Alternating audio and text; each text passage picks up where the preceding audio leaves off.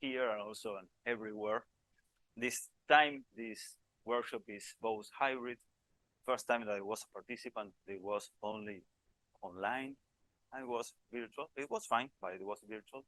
Now we can share with the rest. So talking about sharing, we need to go over these slides a bit again, so our friends abroad can take a look at what we are presenting here and not just my voice. So what we are talking about here are three approximations related to Stokes polarimetric microscopy and also Muller matrix. We are going to present what we are talking about there in the slides that go on. And what we are dealing with here is polarized light. Most of you, of course, are working with light as an element, but we need to take into account that light is a vector wave. It's a vector, has a vectorial nature. And the first thing that we do when we start presenting this in our basic electromagnetic courses, the ones that we teach in physics, is presenting this picture. So at first, we are all aware that what we are dealing with is a vector wave, but as we go on and taking into account that our sources are random in nature, we are usually facing with a wave that has some kind of randomness that ends up in wiping out that vectorial nature. Besides that, the materials with which light is interacting act as a depolarization, as a depolarizer, so some part of that nature is lost. What we are dealing here, of course, is only the linear part of polarization, but when we talk about polarized light is that we have a definite vector that we can represent our wave. And there are different sources in nature to polarize by scattering, reflection, and in particular through absorption. When we take a look, for example, at a material, in this case, plastic, a man-made thing, and we observe it through cross-polarizers, we know that the tension or the mechanical tension that has suffered the material can be somehow visualized under polarized light. Can we use that idea also for biological material? The answer is yes, we can. And in particular, we need to use polarized light as a means to handle biomedical applications correctly in a quantitative way. In particular, the recent approximation to this have to do with measuring, for example, what is called the degree of linear polarization that I'm going to introduce in a few slides, and also the angle of polarization. Besides that, we can also use what is called a polarization staining. This is not staining at all, but it is somehow in a mathematical way to introduce features that can somehow show us better some properties of our tissue that are not clearly seen, for example, under bright field microscopy. And the approximations to polarized light microscopy can be somehow divided into three families. One is division of time, that is the most common. Most of the pictures that we show before got to do with this division of time approximation. We know that real time is somehow expensive to achieve into this configuration. It can go quantitative, and the resolution is okay. But besides division of time, we can also work in division of aperture approximations to microscopy and division of focal plane that got to do with recent technological approximations where it's just to say cameras have been modified to introduce linear polarize on top of each of the pixels to achieve somehow some kind of polarimetric features in a quantitative way. We are going to take a little detour here. There are only 2 detours here, but since in our lab we also work with 3D stuff and we work in macro approximations, we are somehow connected to the idea that instead of using only one point of view to work with a sample or with an object, we know that if we also use multi-view systems, like is the case of stereo vision, integral imaging, and synthetic aperture integral imaging, and so on, we know that we have more information that is somehow encoded in the redundancy. More points of view have more information. That got to do with 3D, but what if working with 2D samples, as it might be most or many of the cases in microscopy, we introduce into systems that use that multi-view approximation some physical masks that can allow us to obtain different properties in different points of view that are actually the same point of view of the object, but that have different physical properties. And, well, let's go to that approximation. Yes, in this case, we are also working with polarization, but a little bit can also be done with phase information, and that is our second detour. This was our first approximation to polarimetric, to tackle the polarimetric quantitative way, and what we made here was a microscopic system that is not very microscope at all, besides the microscope objective, but it got to do with the introduction of a commercial camera where the optics have been stripped out, and we put a mask, a lenselet array, and on top of that lenselet array, a polarization mask that has different orientations in different parts. In this case, 0 degrees, 45 degrees, and so on. By doing that, we can obtain what they are called the Stokes parameters. In this case, for those that are very familiar, you know that we are missing one, that is the S3, that got to do with the difference in the intensity between the circular left circularly polarized light and right circularly polarized light. But since we want to compare, and we are also aiming at obtaining some differences in how tissue reacts or how tissue works with polarized light in a relative way, we know that only working with linear parameters can work. And besides these linear Stokes parameters, we can obtain two observables of our setup that are the degree of linear polarization and also the angle of polarization that are defined in this way. How we work here is obtaining 4 different images that each of them are actually pointing at the same object. In this case, it's a target that is very common in optical setups. And through this lenselet array, we can combine the information by image processing.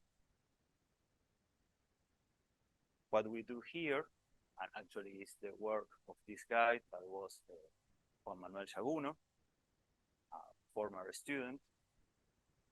What he did here was to take that information that has all the polarimetric features that we need, combine it correctly, and obtain the Stokes parameters over a common view area.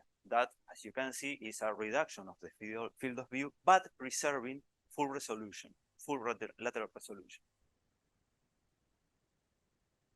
So what we can obtain here, for example, are the degree of linear polarization and angle of polarization. And most importantly, we can obtain those parameters in real time. That is, our method allows to work with dynamic phenomena. In this case, the dynamic phenomena is only a proof of concept and got to do with a rotating linear polarizer that we put in front of our source. But, and that is the most important part, because you might say, what is this guy talking about? Where is the tissue? Well, the tissue starts here. And what we try here, and this was our first approximation to working with polarized light in tissue samples, was a common tissue preparation here that you can find in many sets that are used in classes and so on. And what we do here is to illuminate our sample with unpolarized light.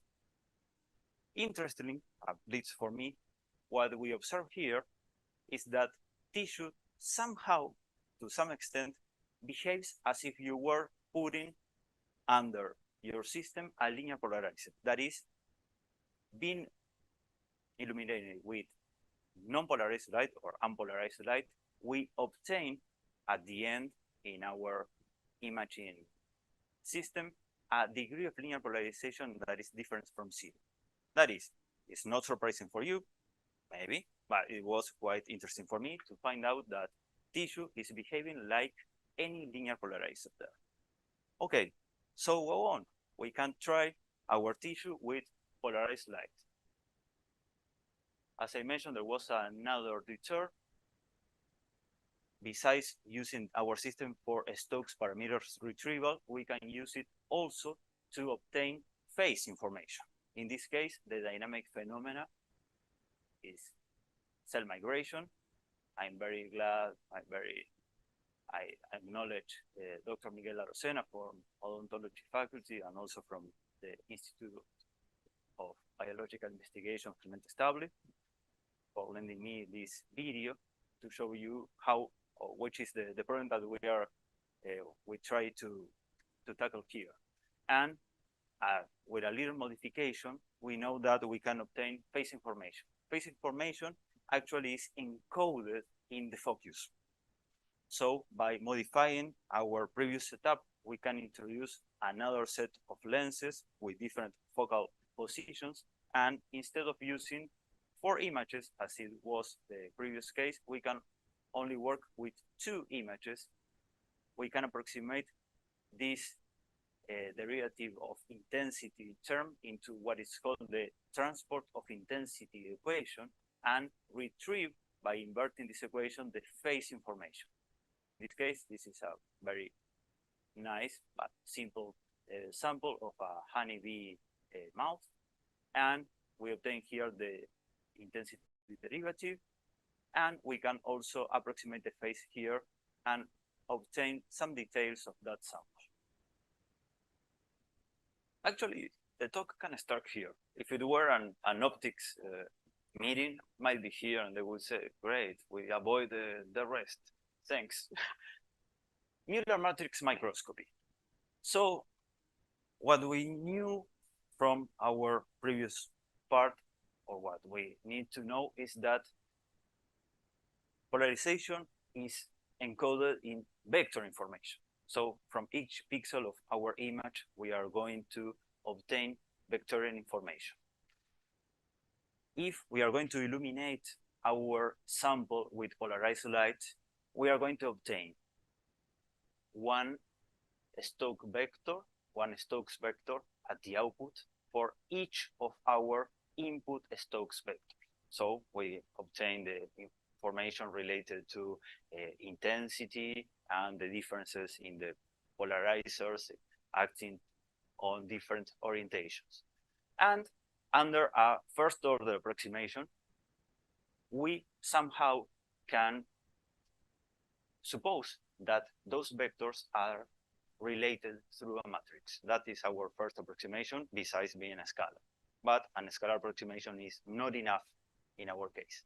And this Muller matrix has this form. Since we are working on 1 times 3 vectors that are the Stokes vectors, our matrix is a 3 times 3 matrix that has 1 or element, or in this case, 9 elements for each of our XY pixels in our sample. This is how this sample is shown. This is dense connective tissue sample, quite simple to start with, and then we are going to go to more in-deep and interesting applications. And what we are looking at here is the transmittance. But if we consider the Muller matrix, what we are obtaining actually is for each pixel and also for each color channel of our sensor, 9 matrix elements that can be put in this form. What we are looking at here is what is obtained for the green channel in our RGB camera, and we are putting here all the elements M00, M01, and so on for each of our pixels. So we can think about this approximation as a matrix of images, or an image of matrices, whatever you want. This Muller matrix actually, and that is the most interesting point, can serve as a kind of fingerprint of the tissue because it encodes all its physical properties related, of course, to polarized light. There are more physical properties. To obtain this Muller matrix, we need at least 3 independent inputs, and we need to invert this kind of system. Through inversion of the linear system, we obtain the matrix for each pixel, as we can see here. But as I mentioned before, we also have all the physical properties there, because you might say, what this matrix represents? Well, this matrix has somehow in a possible decomposition of the matrix that is due to the work of Liu and Chipman, and this in this case is brought to the case of a 3×3 matrix. We are encoding the depolarization of the sample, the retardance of the sample, and the de-attenuation. If we were working with full Stokes polarimetry, we were encoding also circularly polarized light properties, but it's not the case here. And this is how they look. So we can obtain also a matrix representing depolarization, retardance, and the attenuation. This in particular, the attenuation, is one of the most important things in biomedical diagnosis regarding tissue. And how we obtained here? Well, this is, for those that we are not familiar with, a new technology that got to do with obtaining all the Stokes parameters that I presented here, before, but in a kind of division of focal plane approximation. That is, in our sensor, we are putting a camera that has the common pixels that we are accustomed to, and a polarized array on top of them, and also microlens array to concentrate light. So the information is obtained in a 2×2 basis. That is, each of our pixels is actually a set of 4 pixels, each of which has a different orientation of the white grid on top of them that you can see here. This is a possible setup to obtain the information, the sample here, and importantly, we are able also to move the sample in the X and Y directions. So besides obtaining the information for a certain or a given field of view, we can extend the field of view by image stitching that I'm going to say. This is the work of my students, Roman Dencilo and Sildeva, that have done really nice from my point of view. This render is really nice. And this is the actual setup. We have the illuminator, rotating polarizer, and so on. The previous sample can be imaged completely, in this case by stitching in a nice way all the images that are obtained for a certain field of view, and we can also obtain the Muller matrix for the whole sample.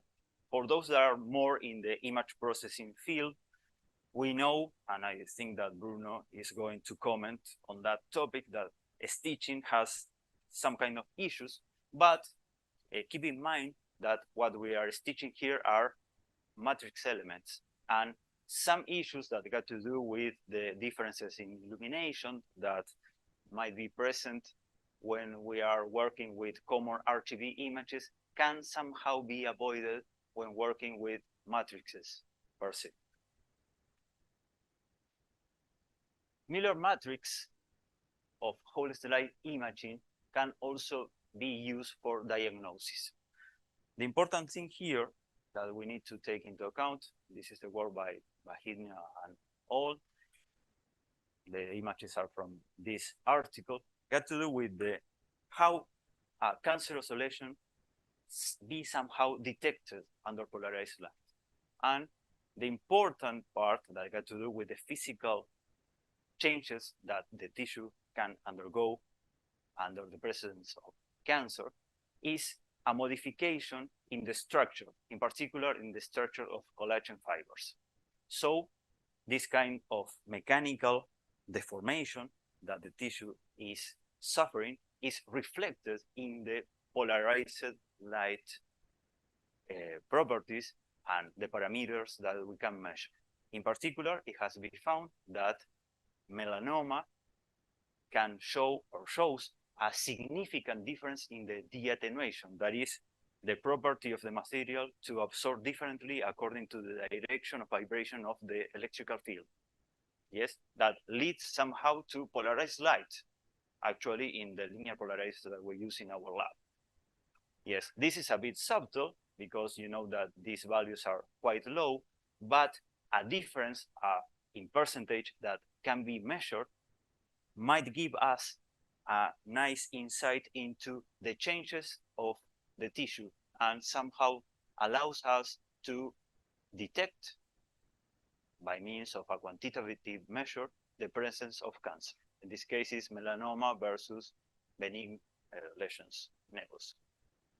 And these are our first approximation, our ongoing work that got to do with stitching. This is one of the samples that has been lent to us by Leonel and Bruno.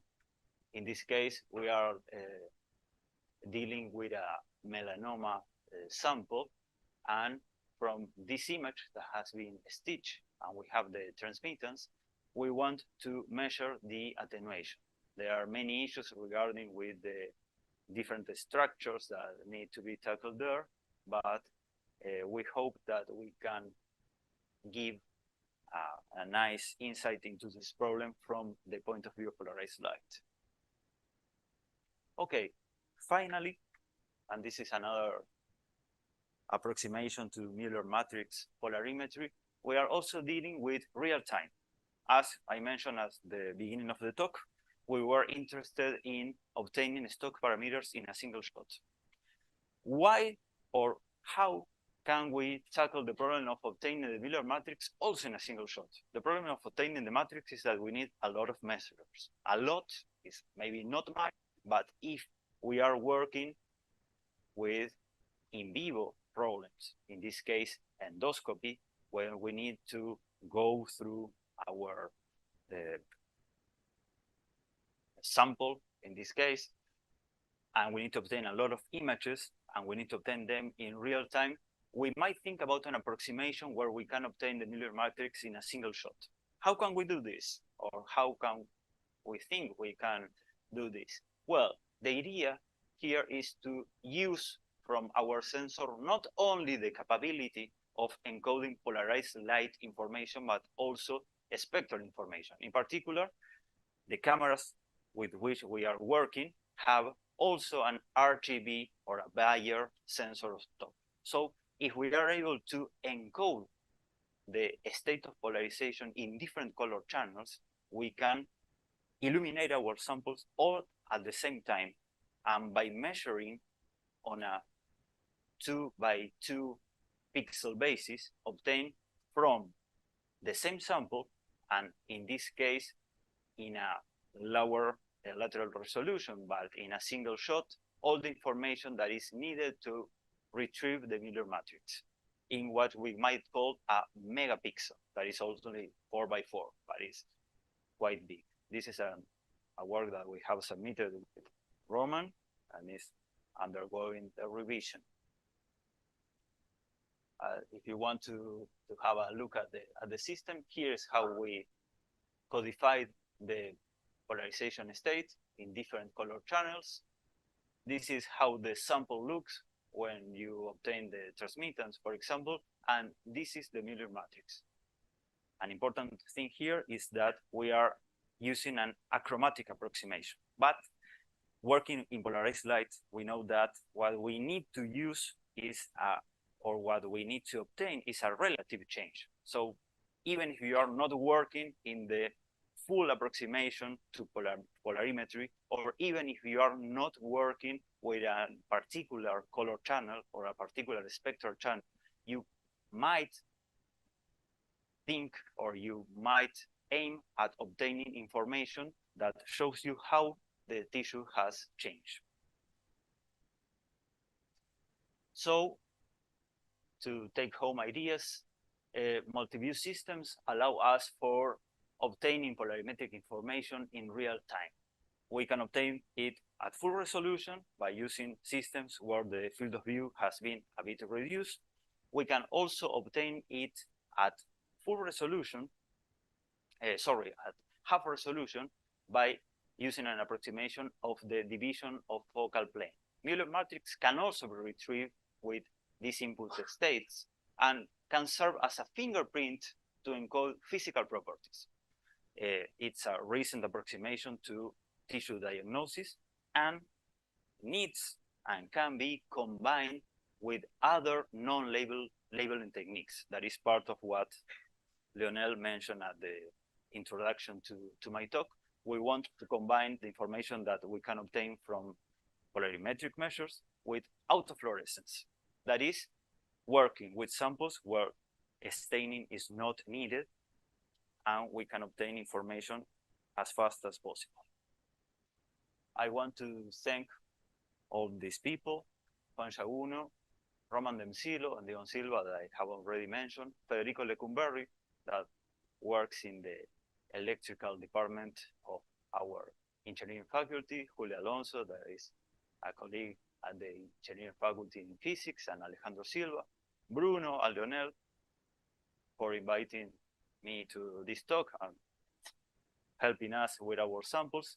And last but not least, Tatiana Novikova from the Institut Polytechnique in Paris, that has advised us a lot regarding these issues of polarimetric imaging. And thank for all of you for your attention.